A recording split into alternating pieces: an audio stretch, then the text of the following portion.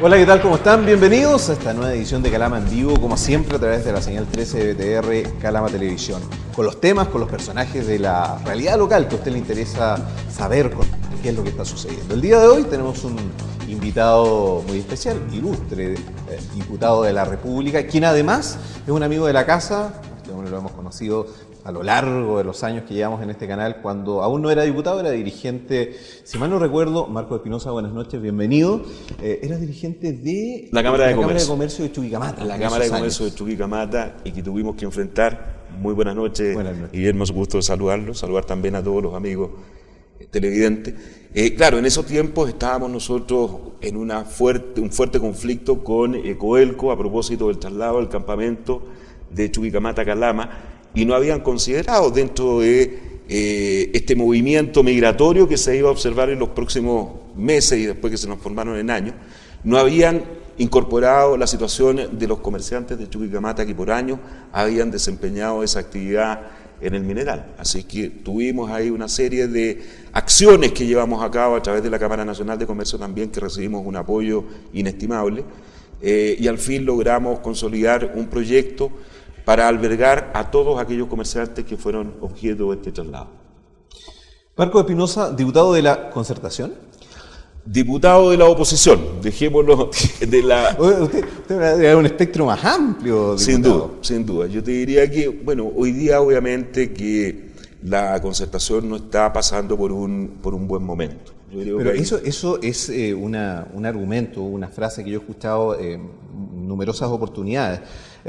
Pero en vista de los acontecimientos actuales, fundamentalmente acá, en nuestro distrito, en este tercer distrito del cual usted es representante en la Cámara de Diputados, y tomándolo desde la perspectiva de la próxima elección municipal, aparentemente la Concertación no existe. Digo esto porque su partido, que es parte de la Concertación teóricamente, hoy está apoyando un candidato o al candidato que no es de la Concertación. Entonces, ¿cómo se explica eso? A ver, es difícil explicarlo. Es difícil explicarlo, pero fíjate de que tampoco es una situación tan dramática. Yo, primero que todo, fijaría, digamos, la presentación del tema en un hecho que para mí sí que reviste particular preocupación. Y es el hecho que desde que recuperamos la democracia el año 89 hasta la fecha, nunca la derecha y centro derecha se había omitido de participar en la elección municipal, específicamente en la elección de alcalde. ¿Cómo interpreta ese hecho usted, diputado? Mira, la argumentación y las explicaciones que puedan provenir tanto de Renovación Nacional o de la UDI parecen muy poco contundentes a la hora de verificar los hechos. Y el hecho irredarguible y el hecho que es inexorable es que hoy día la derecha no tiene candidato a alcalde en Calama. O sea, ¿usted considera que la derecha, 22, 23 años. ¿Usted considera que la derecha no está apoyando a Arturo Molina como, según lo que se dijo, el rumor, al menos de la llegada de Mario Desbordes acá, era para poder apoyar a un candidato competitivo que derrotara al actual alcalde Esteban Velasco? A ver, lo que yo estoy planteando, digamos, es una situación que te permite dar una explicación a lo que está ocurriendo a nivel de la política local. Cuando tú tienes ese hecho, lo sumas además de que aquí efectivamente se hicieron primarias. Resultó electo un candidato de la Concertación. Posteriormente hubo un antecedente que, si bien no proviene de la misma comuna, indudablemente que tuvo una incidencia en el comunicado de prensa y en el punto de prensa que ayer hizo público el Partido Radical a través de su directiva, y que fue el incumplimiento de las primarias y sus resultados en una comuna muy cercana en Taltal. El hecho de que uno de los partidos... Disculpe, diputado, ¿por qué no describimos un poco esa situación? Sí, porque claro. Tal vez muchos de nuestros televidentes no tienen idea de lo que está sucediendo en Taltal. Sería razonable explicarlo. Lo que ocurrió en Taltal es que se verificó exactamente el mismo procedimiento para la definición del candidato de la oposición. Resultó electo un candidato de mi partido, que es Sergio Orellana, y le ganó al alcalde en ejercicio, Guillermo Hidalgo. ¿Quién es de? Partido Socialista.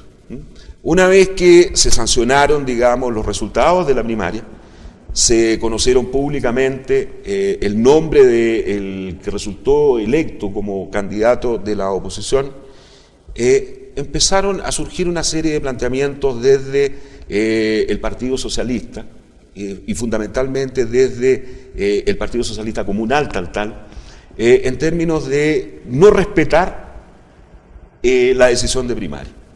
Y así entonces, una vez que se inscribieron las candidaturas, se inscribió también el candidato Guillermo Hidalgo, que representa al Partido Socialista y que se sometió al sistema de las primarias. Ahora, este caballero, este candidato, ¿está apoyado por el Partido Socialista o se presentó como independiente?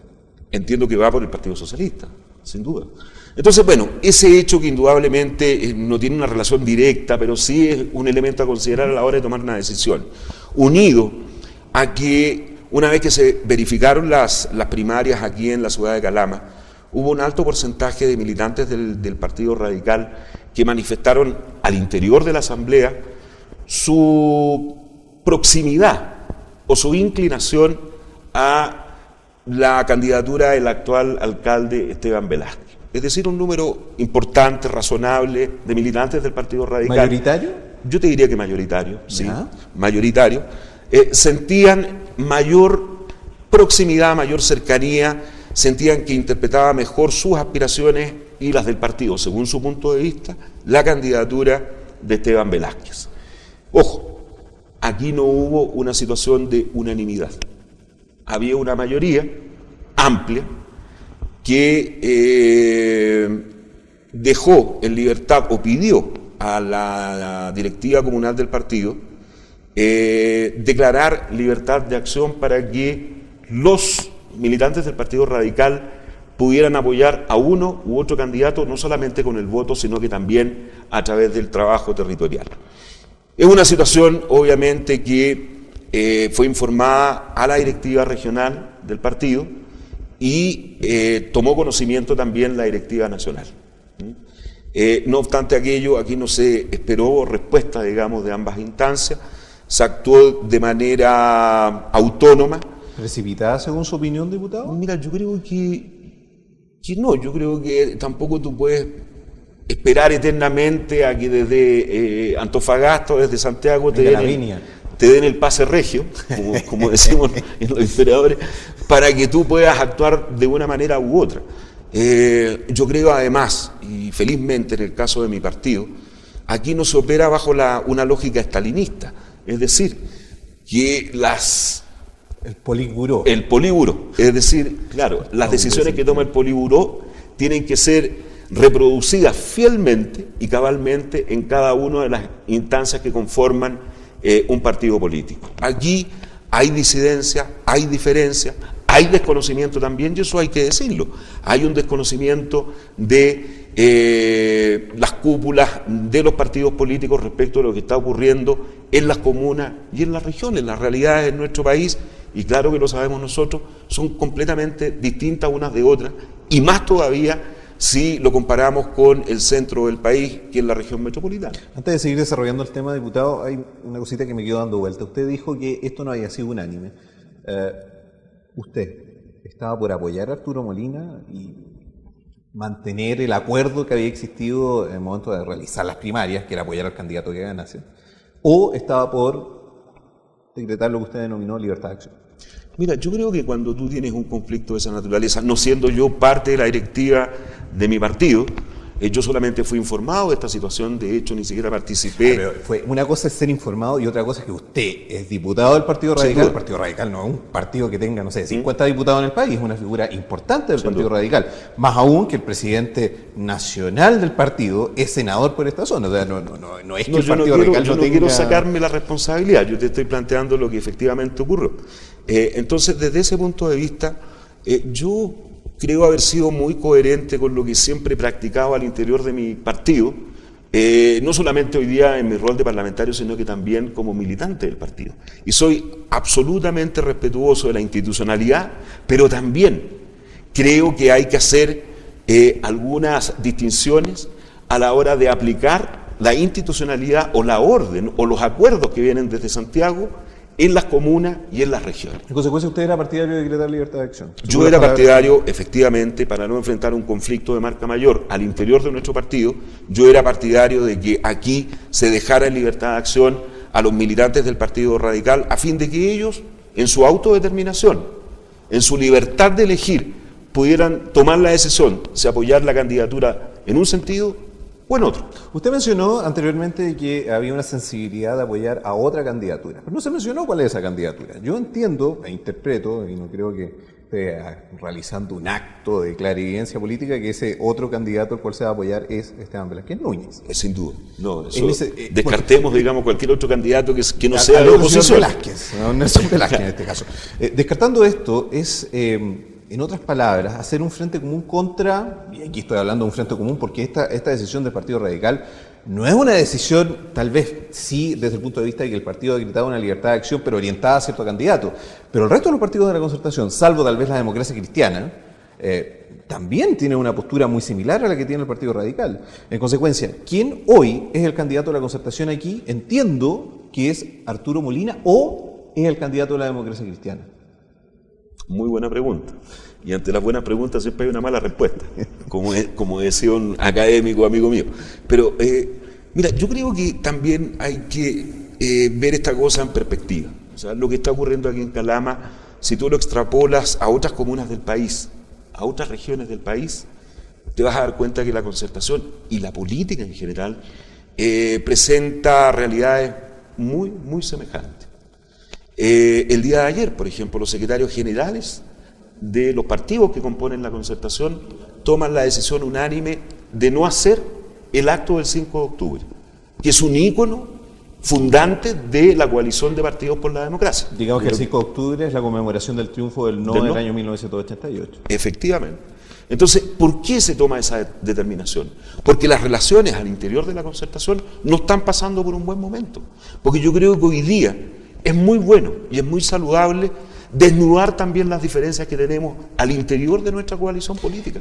Este quiebre, porque yo creo que ya es una realidad, el quiebre que existe hoy en la Concertación, no solamente a nivel local, que ya es una cosa evidente, sino que también a nivel nacional, comenzó con la frustrada candidatura de José Antonio Gómez en aquella primaria nacional con Eduardo Frei, cuando el actual presidente del Senado, en una actitud bastante poco democrática, insulta al presidente del Partido Radical, enrostrándole una serie de situaciones. ¿Ahí empezó el quiebre o esto venía desde antes? No, yo diría que los síntomas, un poco de descoordinación, un poco de desafección, porque esa es la palabra, respecto de un proyecto político llamado Concertación, vienen de antes. Yo te diría que la segunda parte de la administración de la expresidenta Bachelet, que salió obviamente con un porcentaje de aceptación y un porcentaje de reconocimiento, y lo sigue teniendo, muy importante.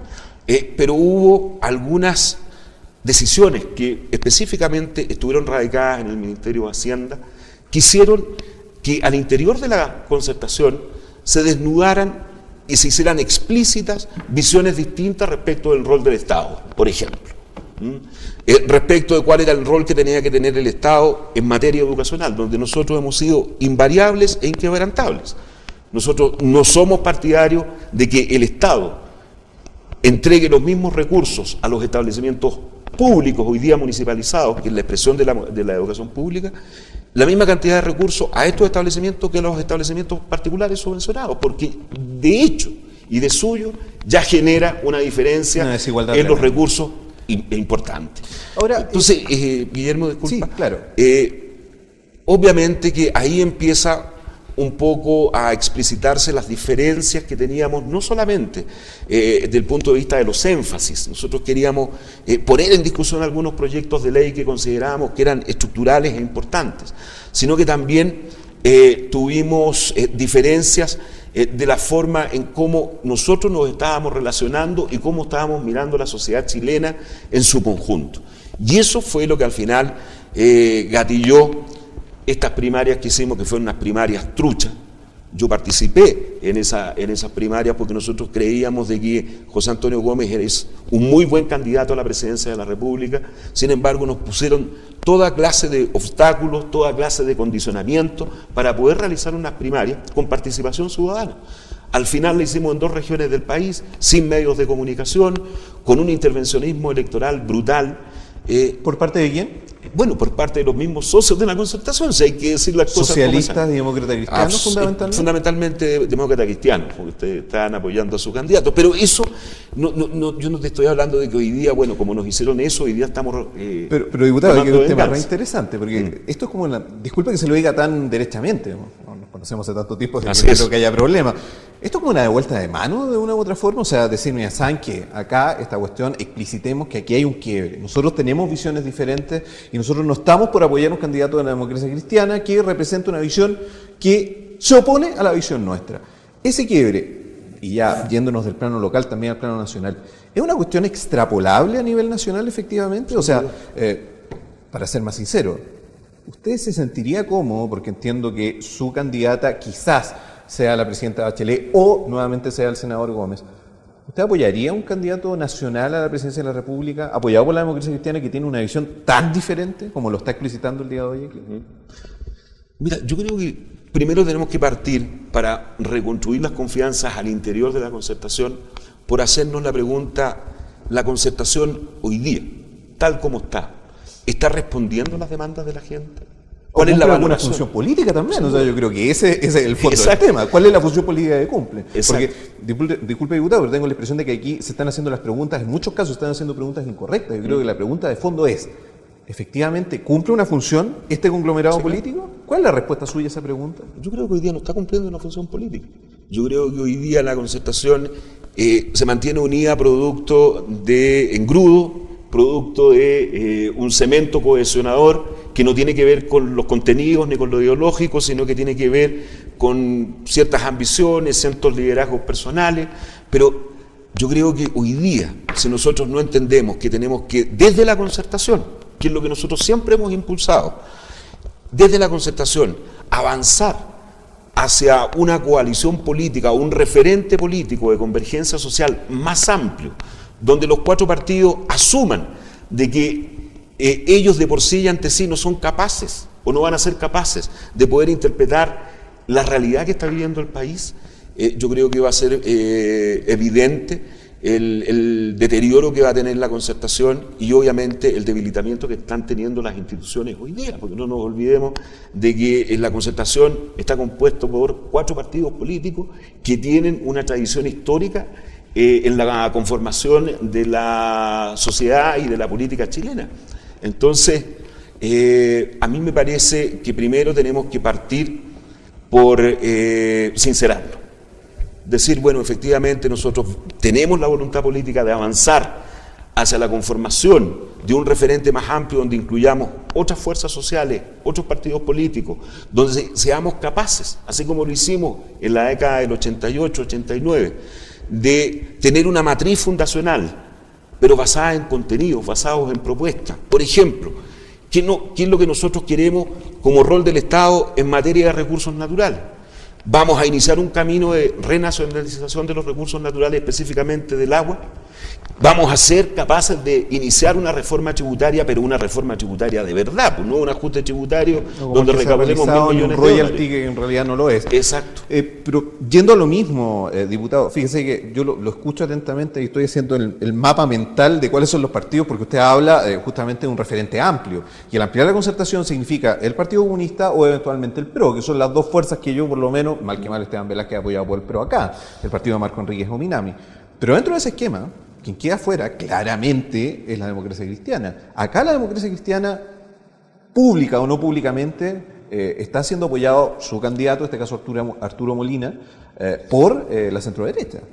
¿Y esto es proyectable a nivel nacional también? O sea, yo lo veo con mucha dificultad, disculpe que me escudo en una opinión absolutamente personal, una verdad absoluta, como diría Foucault, en el concepto de que la democracia cristiana es imposible, salvo que estén muy desesperados, de que logre sumarse a un referente político tan amplio que incluya al Partido Comunista, porque en realidad son realidades y visiones totalmente diferentes. Entonces, en esa lógica, y nuevamente apelando a su sinceridad, ¿la concertación, o lo que se conoce como concertación ahora, con la democracia cristiana, es posible? ¿O la concertación sin la democracia cristiana sí es posible? Es posible, absolutamente. Yo creo que, por eso te digo de que esto obviamente que requiere también una etapa de sinceramiento, y una etapa de hacer evidentes cuáles son nuestras legítimas diferencias. Si aquí no hay una obligación ni tácita ni explícita de que todos pensemos igual respecto del tipo de sociedad que queremos construir, pero sí tienen que haber elementos de coincidencia que nos permitan. ¿Y existen hoy? Hoy día yo te diría que sí, está la matriz. Está la matriz. Por ejemplo, ¿tú sabes por qué se gatilló la postergación, y que ya de hecho no se va a hacer, de la celebración del 5 de octubre? No conozco, he escuchado algunas cosas. Pero el principal argumento es porque a la hora que el presidente de mi partido, dentro de su campaña, digamos, como precandidato a las primarias, sostuvo de que una de las fórmulas para avanzar efectivamente en una reforma constitucional es a través de la Asamblea Constituyente. Correcto, sí. Y si tú lo analizas en términos bastante pragmáticos, yo creo que hoy día, con la Constitución que tenemos, con el sistema de elección parlamentaria que tenemos, un binominal, que hace que las mayorías estén sobre representadas, las mayorías, te estoy hablando de cantidad de bancadas, sobre todo de derecha, estén sobre representadas en el Parlamento, es imposible que un presidente de la República, por más voluntad política que tenga, pueda avanzar en una reforma constitucional estructural. Ahora, usted lo mencionaba, diputado, mire qué interesante que tocó el tema de la Asamblea Constituyente, que hay varias preguntas que uno se puede hacer. Primero, son efectivamente democráticas, pero lo segundo, que me parece también súper relevante, yo le escuché a Edmundo Pérez Lloma, que seguramente nos vamos a tener muy seguido por acá el próximo año, va a ser candidato a senador de la Democracia Cristiana, en una entrevista decir, cuando se le pregunta sobre el tema de la Asamblea Constituyente, que yo lo veo con tanto entusiasmo hablar de ella, y supongo que el senador Gómez lo mismo, pero ¿cómo se le ocurre? O sea, ¿cómo la gente va a estar decidiendo sobre la Constitución? O sea, ¿quién va a ser candidato a senador por esta región? ¿Quién es uno de los referentes máximos del Partido Demócrata Cristiano? Tiene esa opinión, y usted tiene una opinión que es totalmente diferente, y usted me dice que aún así es posible rearticular la concertación. Disculpe que se lo mencione, pero yo, como en el póker, paso. O sea, yo eso no lo creo. O sea, lo veo tan poco probable, es una utopía. Como decía Tomás Moro, o sea, con su famosa islita. Es muy, muy difícil. Entonces, desde ese punto de vista, y tocando el tema de las próximas elecciones presidenciales y también la parlamentaria, donde usted, entiendo, va a estar involucrado porque va a la reelección, ¿correcto? Ahí estamos explorando otra opción también. Estamos explorando la candidatura senatorial. Sí. En ese contexto, en ese marco, si no hay primarias de la concertación, el Partido Radical supongo que no va a apoyar a la expresidenta Bachelet si es que ella, a dedo, es designada candidata. Sin duda. O sea, así de rotundo. Así de claro. Lo que pasa es que hoy día es necesario este ejercicio de consulta ciudadana previo, digamos, a la elección formal. Y te digo por qué. Porque eso nos va a permitir a nosotros que la ciudadanía conozca cuáles son las propuestas programáticas, cuáles son los énfasis que va a tener cada una de las candidaturas presidenciales de la oposición o que surjan desde la oposición.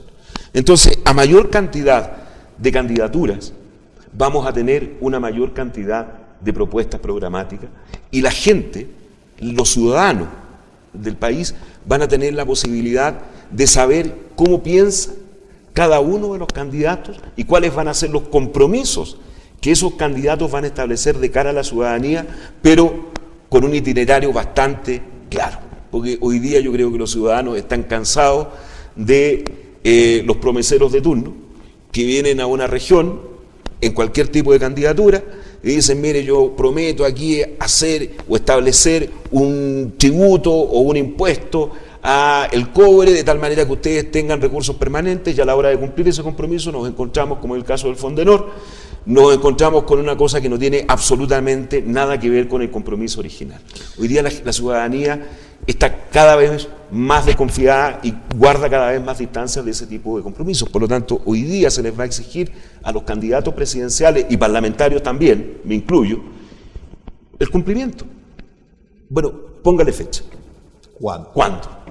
Diputado, nos quedan 5 minutos menos, de hecho yo creo que ya 4. Ha pasado volando el programa, pero hay 2 preguntas que tengo que realizarlas sí o sí. La primera, ¿usted públicamente va a apoyar a Esteban Velázquez? O sea, ¿va a estar en la campaña, va a estar al lado del actual alcalde entregando el papelito, el volante en la calle? ¿Lo va a apoyar abiertamente o va a estar un poco alejado de eso? Mira, yo tengo que reconocer de que tengo un alto nivel de coincidencia sobre materias que tienen que ver con el desarrollo de la ciudad con Esteban Velázquez. pero transformar eso en una manifestación de intención, de apoyo público, yo creo que excesivo. Hay que tomar, digamos, los tiempos necesarios para aquello. Yo creo que no podemos seguir contribuyendo a complejizar la situación que está viviendo hoy día la concertación. Yo tengo una alta valoración de lo que la concertación ha hecho, con sus luces y sombras. Pero fuimos algunos capaces, años más sombras que luces, exacto, pero bueno. Pero fuimos capaces de construir un país distinto. Un país donde, a pesar de los niveles de desigualdad que todavía exhibe Chile, no nos olvidemos que fuimos capaces de derrotar la extrema pobreza en términos bastante considerables, de construir jardines infantiles, etcétera. Pero bueno, eso es muy autocomplaciente.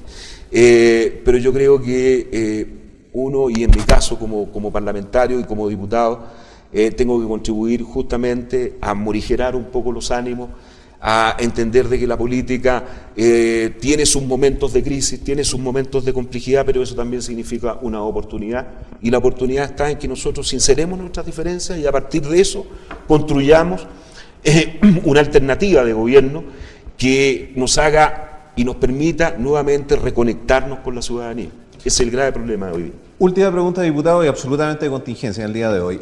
¿Se va a tomar alguna acción política contra esta decisión del gobierno referente a la licitación de la explotación del litio por parte de SQM en la Cámara? Yo voy a ser súper franco, hoy día ya no hay nada más que hacer. Por eso que yo... Eso mismo le iba a decir, o sea, tengo el día de ayer califiqué como un día negro, cuando fuimos informados de que quien gana la licitación de los contratos especiales de operación del litio es el principal operador de los yacimientos de litio de este país, que es Soquimich SQM. Califiqué yo como el día más negro del Estado de Chile. ¿Por una mala decisión o porque lo considera escandaloso el procedimiento? Las dos cosas. Primero, porque nos parece absolutamente inadecuado de que esto, por la vía de una decisión administrativa, a través de un decreto fuerza de ley, se entregue a las reglas del mercado un recurso natural que tiene que ser garantizado por el Estado. Esto requería de una política de Estado, por lo tanto, de un cuerpo legal discutido en el Congreso Nacional. Y lo segundo, o sea, si alguien tiene alguna duda de que este proceso es poco transparente, yo creo que en el momento en que se hace la adjudicación quedó claramente establecido de que esta era una concesión hecha a la medida. Diputado, ha sido un gusto tenerlo el día de hoy, ha sido una conversación muy entretenida, se nos pasó volando el programa, pero, como todo, tienes esto también su fin. Diputado, un gusto. ¿Le va a gustar competir con Edmundo Pérez Lloma, no? Mira, yo... ¿Lo espera con ansia? ¿Le da lo mismo? Yo la verdad es que primero tengo que tomar la decisión ya definitiva. ¿Pero lo nosotros motiva estamos explorando. A mí me encantaría, yo creo que... No, pero no solamente el hecho de ser candidato a senador, sino que competir con Edmundo Pérez Lloma. Sería interesante, fíjate. Sería interesante... yo tengo un respeto especial por Edmundo Pérez Lloma, a lo mejor no compartimos, digamos, la misma visión. Por su edad, dice. Claro, pero sí, yo estaría disponible, y no solamente con Edmundo Pérez Lloma, sino que también con cualquier otro candidato para las próximas elecciones parlamentarias. Diputado, un gusto. Que tenga una muy buena semana en lo que queda. Muchas gracias, Guillermo, igual para usted. Y a todos ustedes los invitamos a que sigan sintonía de Calama Televisión. Por nuestra parte nos reencontraremos siempre con un tema, un invitado de actualidad, de contingencia, aquí en Calama en Vivo. Chao, que estén bien.